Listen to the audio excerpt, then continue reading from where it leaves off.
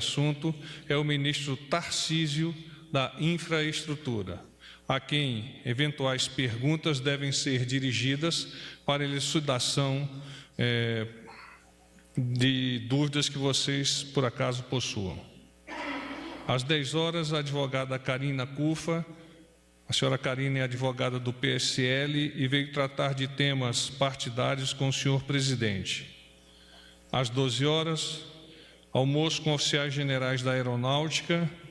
Esse é um evento semestral, com participação de todos os oficiais brigadeiros da Aeronáutica. Além de cumprimentá-los, o presidente tratou da instalação do Colégio Militar de São Paulo, com o responsável pela área patrimonial do Campo de Marte. Às 14 horas, o ministro Paulo Guedes, ele fez aquele relato que é rotineiro às segundas-feiras sobre as atividades econômicas do governo. Vamos adiantar alguns assuntos do Ministério da Agricultura, Pecuária e Abastecimento.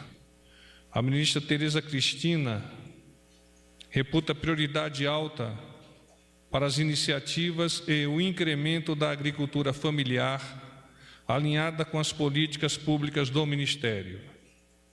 Devido à importância da agricultura familiar, o Ministério da Agricultura, Pecuária e Abastecimento vem dando especial atenção e colocando em prática alguns programas.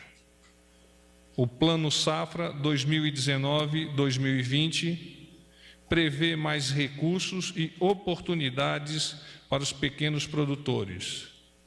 Os beneficiários do Programa Nacional de Fortalecimento da Agricultura Familiar, que é o PRONAF, têm 31 bilhões de reais à disposição para custeio, comercialização e investimento.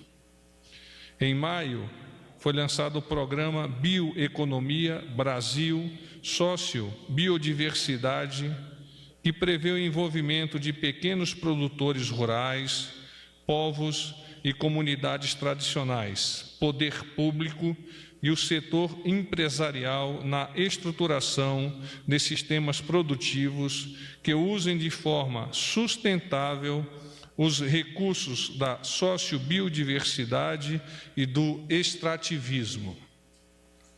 O programa Brasil Mais Cooperativo tem o objetivo de apoiar o cooperativismo rural por meio da oferta de assistência especializada. Outro foco do programa é ampliar o acesso aos mercados privados, como grandes redes de supermercado e programas institucionais. No Brasil, há mais de 5,1 milhões de estabelecimentos familiares. A renda do setor responde por 33% do produto interno bruto agropecuário e por 74% da mão de obra empregada no campo. No tocante ao Ministério do Desenvolvimento Regional, o governo do presidente Bolsonaro vem buscando o resgate das condições econômicas para melhorar o desenvolvimento social e humano para todos os brasileiros, independentemente da região e do estado que ele vive.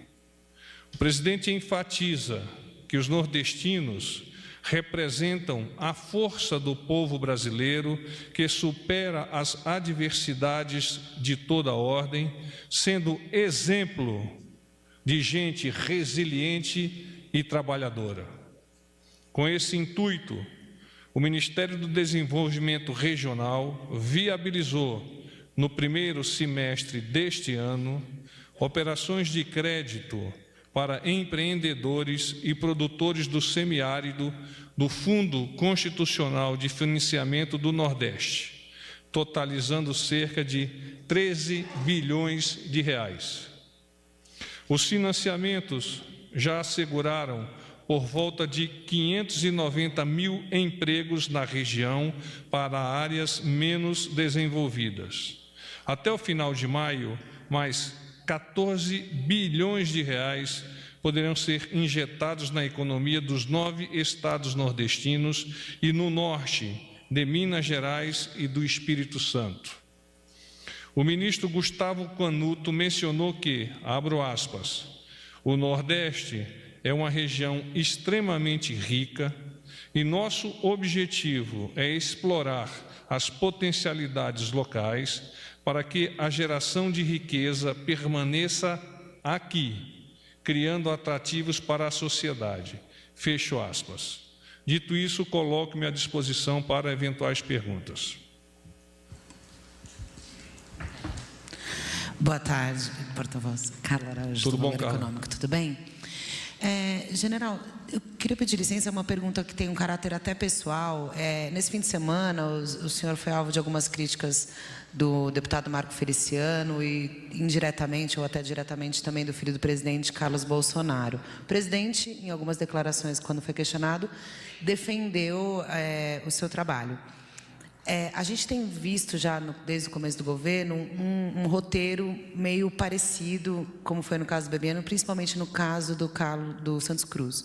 Minha pergunta é a seguinte: até que ponto o senhor, que tem aí uma trajetória já bem respeitada, está disposto a permanecer no governo, sendo alvo desse fogo amigo, se há um limite para o senhor continuar na posição? Obrigada. Sobre esse tema, Carla, eu não comentarei. Boa tarde, porta-voz. Jussara Soares, do Jornal Globo. Porta-voz, o governador Rui Costa, ele cancelou a presença dele na inauguração do aeroporto de Vitória da Conquista. Nas redes sociais, ele escreveu que a obra deve ser inaugurada por quem trabalhou e pelo povo. E ele criticou, segundo ele, a medida anunciada que excluiria o povo da inauguração, que era pelo que dá a entender, o governo federal queria uma inauguração restrita. Então, a partir disso, eu tenho algumas perguntas para o senhor. Partiu do governo federal uma orientação para que a inauguração não fosse aberta ao público? E se partiu, por quê? Havia um temor de protesto? O GSI identificou algum risco? Isso é uma pergunta. A outra, qual o posicionamento do presidente sobre o cancelamento do governador Rui Costa à inauguração? Obrigada. Obrigado. O presidente não comentou as declarações do governador. No entanto, destaca quão importante é inaugurar uma obra de infraestrutura dessa dimensão que proverá à região vários benefícios nas áreas do turismo, da economia, etc. Eu avanço um pouco mais nos comentários para perguntar-lhes em qual cidade o nosso presidente chega e não é ovacionado. Em todas. Ele é muito recebido pela população e não seria diferente em Vitória da Conquista, onde nós temos um apreço especial pelo senhor prefeito, por aquela população, e entendemos a importância, como dito anteriormente, da inauguração do aeroporto para ajudar na divulgação cultural, histórica e prover melhorias no ambiente econômico e turístico. Desculpa, ficou faltando responder a questão se houve uma determinação do governo federal para que a inauguração fosse restrita e não aberta ao público. E de quem partiu essa orientação? Foi do GSI? Havia algum temor, algum risco, algum temor de protesto? Isso não ficou muito claro para mim. Obrigada. Não temos informação de eventuais protestos. O GSI trabalha com perfis e análise de segurança, mas não foi dado a conhecer ao senhor presidente qualquer dificuldade nesse sentido. O presidente, por certo, sentir-se-á muito bem recebido na região de Vitória da Conquista. Porta-voz, boa noite. Rodolfo Costa, do Correio Brasiliense. Tudo bom, Rodolfo? Tudo bom. Porta-voz, por gentileza, sobre caminhoneiros, o senhor comentou que eventuais questionamentos a gente faz para o ministro Tarcísio, mas sobre a paralisação em si, eu queria saber se o presidente ele confidenciou, comentou algo a respeito, há um temor de uma paralisação nacional, uma greve dos caminhoneiros? O presidente tem sempre um apreço especial por essa classe trabalhadora que movimenta a economia do país e que, por movimentar a economia do país, é tão importante Nesse contexto, eu posso adiantar-lhe que o Ministério da Infraestrutura solicitou formalmente à Agência Nacional de Transportes Terrestres, a ANTT, que delibere sobre a suspensão cautelar da resolução que institui o novo piso mínimo para o frete no transporte rodoviário de cargas. Uma audiência extraordinária está marcada para as 18 horas desta segunda-feira, 22/7, e uma nova rodada de negociações ocorrerá em uma reunião com representantes do setor e do governo no próximo dia 24 de julho. Segundo o presidente, o governo tem acompanhado a situação para se antecipar a problemas e tomar decisões adequadas para o futuro do Brasil. O ministro Tarcísio Freitas explicou, abro aspas, o diálogo segue sendo o principal mecanismo com o qual vamos buscar o consenso no setor de transportes de carga. Por isso, a importância em dar continuidade às reuniões. Estamos, desde o início do ano, com as portas abertas no Ministério e esta tem sido a melhor forma de proporcionar transparência às decisões que estão sendo tomadas em conjunto.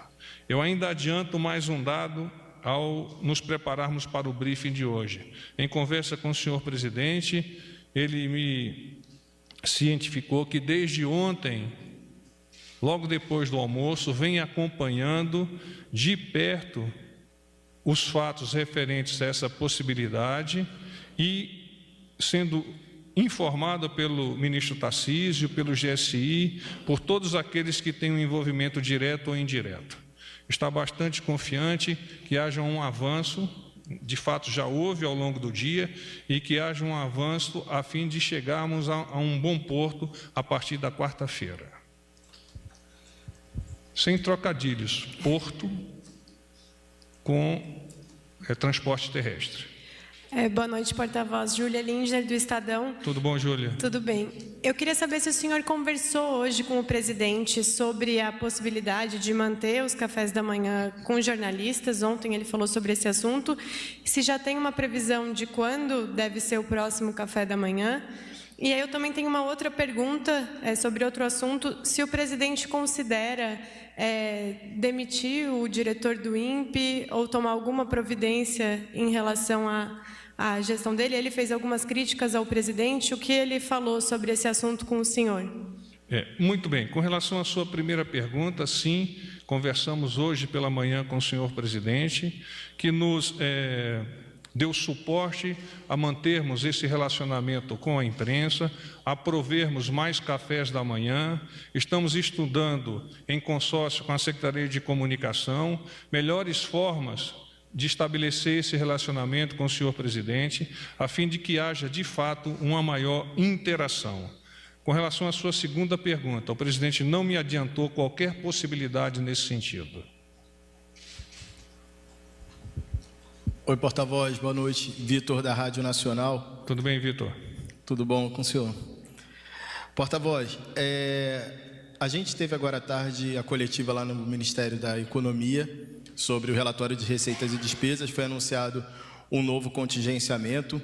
O secretário de Fazenda, Valderi Rodrigues, ele anunciou esse contingenciamento e informou que alguns ministérios e programas do governo podem ficar sem recursos a partir do mês de setembro. Eu queria saber se o governo já tem uma definição, mais ou menos, de o que é prioridade de ser mantido. Uma outra pergunta é que no fim de semana o presidente Jair Bolsonaro comentou sobre a possível extinção de algum ministério. Eu gostaria de saber qual, se esse assunto se desenvolveu.